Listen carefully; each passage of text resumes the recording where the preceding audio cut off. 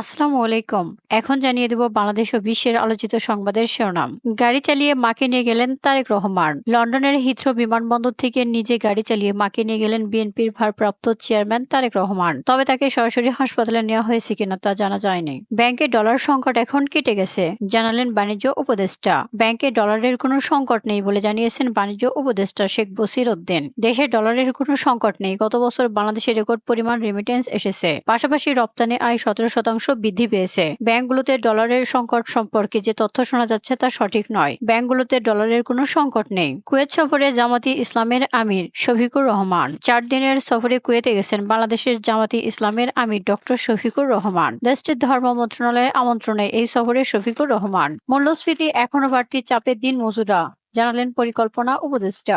মূল্যস্ফীতি কিছুটা কমলেও সেটা এখনো বাড়তি রয়েছে বলে মন্তব্য করেছেন পরিবেশ ও শিক্ষা উপদেষ্টা ডক্টর ওয়াহিদউদ্দিন মাহমুদ। তিনি বলেন, মূল্যস্ফীতি সবাই বলছে কিছুটা কমেছে, কিন্তু এটাকে কম বলে না, মূল্যস্ফীতি এখনো বাড়তি। ফলে দিন মজুরদের উপর চাপ পড়ছে, মধ্যবিত্তরাও চাপে রয়েছে। এদিকে খালেদা জিয়াকে দেখে আবেগ আপ্লুত হয়েছেন তারেক রহমান ও তার স্ত্রী ডক্টর জুবাইদা রহমান। জিম্মিদের ফেরত না দিলে মধ্যপ্রাচ্যে আগুন লেগে যাবে, ট্রাম্পের হুঙ্কার। যুক্তরাষ্ট্রের নবনির্বাচিত প্রেসিডেন্ট ডোনাল্ড ট্রাম্প হুঁশিয়ারি দিয়ে বলেছে, আগামী 20 জানুয়ারির মধ্যে যদি ফিলিস্তিনের স্বাধীনতাকামী সংগঠন হামাস ইসরায়েলি জিম্মিদেরকে মুক্ত করে না দেয়, তাহলে মধ্যপ্রাচ্যে আগুন লেগে যাবে। যুক্তরাষ্ট্রের ফ্লোরিডার মার এ লাগোয়াতে সংবাদ সম্মেলনে ট্রাম্প বলে, যদি হামাস জিম্মিদের ফেরত না দেয় তাহলে পুরো মধ্যপ্রাচ্য ভয়াবহ পরিস্থিতির সৃষ্টি হবে। আগামী 20 জানুয়ারির দায়িত্ব গ্রহণের পর যদি সমস্যার সমাধান না হয়, তবে এখন আমি বলবো সবকিছু এলোমেলো করে দিব আমি। কাতারে খালেদা জিয়ার সঙ্গে বাংলাদেশের রাষ্ট্রদূতের সাক্ষাৎ। নরকেও কানাডা যুক্তরাষ্ট্রের সঙ্গে একভূত হবে না, বললেন ট্রুডো। কানাডার প্রধানমন্ত্রী জাস্টিন ট্রুডো যুক্তরাষ্ট্রের 51তম রাজ্য হওয়ার প্রস্তাবকে একদম নাকচ করে দিয়েছেন। ট্রাম্প কানাডাকে যুক্তরাষ্ট্রের অংশ হওয়ার প্রস্তাব আবারও দেন, যার পরিপ্রেক্ষিতে ট্রুডো তার দৃঢ় প্রতিক্রিয়া জানিয়ে বলেন, কানাডার মার্কিন যুক্তরাষ্ট্রের অংশ হয়ে যাওয়ার কোনো সুযোগ নরকেও নেই। তিনি বলেন, ট্রাম্পের সেই দাবির পর সেখানে তিনি কানাডাকে যুক্তরাষ্ট্রের অঙ্গরাজ্য হিসেবে অন্তর্ভুক্ত করতে অর্থনৈতিক শক্তি ব্যবহার করার হুমকি দিয়েছেন। কিন্তু ট্রুডো তার সামাজিক মাধ্যম ফেসবুকে লিখেছেন, আমরা দুদেশের শ্রমিক সম্প্রদায় একে অপরের সবচেয়ে বড় ব্যবসা ও নিরাপত্তার অংশীদার। আমাদের সম্পর্ক শক্তিশালী। এ ধরনের প্রস্তাব আমাদের একভূত হওয়ার সম্পর্ক কোনোভাবেই প্রভাব ফেলবে না। এদিকে মার্কিন পররাষ্ট্রমন্ত্রীকে বিচারের হুঁকার দিল হামাস নেতারা। মার্কিন পররাষ্ট্রমন্ত্রী অ্যান্থনি ব্লিংকেনকে বিচারের মুখোমুখি করার হুঁশিয়ারি দিয়েছেন ফিলিস্তিনের স্বাধীনতাকামী সশস্ত্র সংগঠন হামাস নেতারা। তাদের দাবি, ফিলিস্তিনিদের বিরুদ্ধে ইসরায়েলের অপরাধে ব্লিংকেন হচ্ছে প্রধান সহযোগী। আফ্রিকা মহাদেশের আলজেরিয়ায় সংবাদ সম্মেলনে হামাস নেতা ওসামা হামাদান বলেন, ব্লিংকেনের বক্তব্য বিভ্রান্তিকর, আমরা তাকে বিশ্বাস করি না। তিনি আমাদের জনগণের বিরুদ্ধে বর্বরতম অপরাধের অংশীদার, এজন্য তাকে বিচারের মুখোমুখি করা হবে। এবার সিরিয়ার সঙ্গে হাত মেলালো